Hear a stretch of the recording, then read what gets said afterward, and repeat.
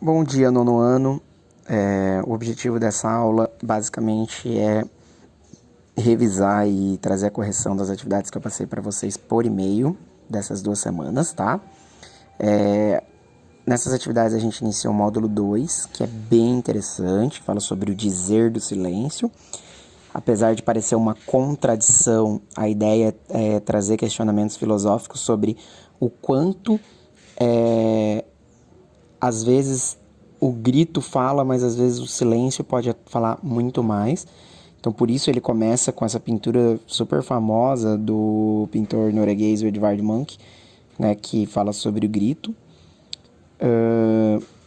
Mas ele comenta da contradição de que quando as pessoas veem essa obra no museu, elas veem em absoluto silêncio.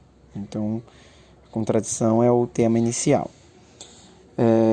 Na parte da discussão, gente, vocês devem ter visto, assim espero, o comentário sobre uma música do pianista John Cage, que na verdade ele não faz som nenhum, ele apenas para levantar a tampa do teclado, abrir o livreto e não acionar nenhuma tecla, por 4 minutos e 33 segundos, que é o nome da música. Depois disso ele faz alguns questionamentos, né? Ele fala, olha, o que efetivamente se ouve ao longo de 4 minutos e 33 de apresentação. É uma resposta aberta, né? Você pode dizer que não ouve nada, ou que dá para ouvir algum barulho que possa ser feito, ouvir a respiração, algum tossido, algum espirro, qualquer coisa assim que possa fazer a captação. Em seguida ele pergunta se a composição pode ser considerada música, também é pessoal. Para muitos talvez não, para outros talvez o que é música, como vocês definiriam música, complexo.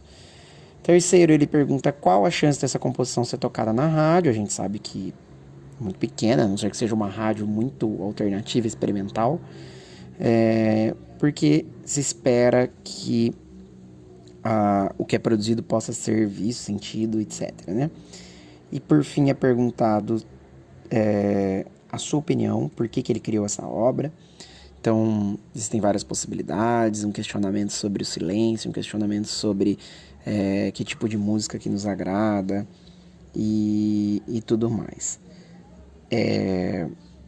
Tem uma leiturinha ao lado sobre uma sugestão, que é um filme chamado O País dos Surdos, que vocês podem ver também.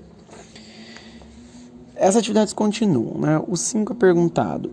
O branco, essa pergunta é muito interessante. O branco está para a pintura assim como o silêncio está para a música? Você concorda com essa afirmação? E aí, essa é uma afirmação muito complexa, porque visão e audição são coisas que são similares, são coisas correspondentes, e mesmo que sejam o branco e o silêncio a mesma coisa, alguém poderia afirmar, por exemplo, que o branco, na verdade, são todas as cores. Então seria o preto? Tem várias possibilidades de resposta. Logo em seguida, um texto bem interessante que menciona o nosso já citado pianista, em que ele fala sobre uma tentativa de estar no silêncio absoluto, e ele percebeu que o próprio corpo faz sons, seus próprios órgãos internos e etc. Então, ou seja, o silêncio absoluto é uma ilusão, de acordo com ele, e é perguntado, por fim, após isso, o que o silêncio representa para você. Essa resposta é completamente aberta, e vocês podem pensar em vários significados do que o silêncio é para você. E essa é mais ou menos o que o Entre Atos traz, né? Essa poesia muito interessante, que vocês podem ler com calma, fala sobre as diferentes modalidades e significados do silêncio. Por mais que o silêncio seja uma coisa só, ele pode expressar diversas coisas. Então, primeiramente, ele pede no entradas para você citar outros tipos de silêncio. Vocês poderiam dizer o silêncio na hora de contemplar uma paisagem, silêncio, enfim. As possibilidades são infinitas. Então, eles pedem apenas 3. E, por fim, para ler os itens a seguir sobre os tipos de silêncio e o que provoca cada um deles. Também é aberto para vocês, mas, por exemplo, o que provoca o silêncio dos alunos levado à sala do diretor, né? Então pode ser pensado no medo, né? na ansiedade, o que provoca o silêncio nas igrejas, então a questão do costume, a questão do respeito, o que provoca o silêncio da leitura, a questão da concentração, o que provoca o silêncio na sala de cinema, novamente a ideia de concentração, o medo de ser inconveniente, e o silêncio do torturado, né, que traz a ideia de não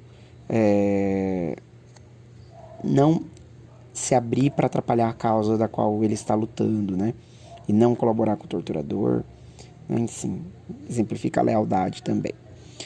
Gente, por enquanto é isso que foi pedido para vocês.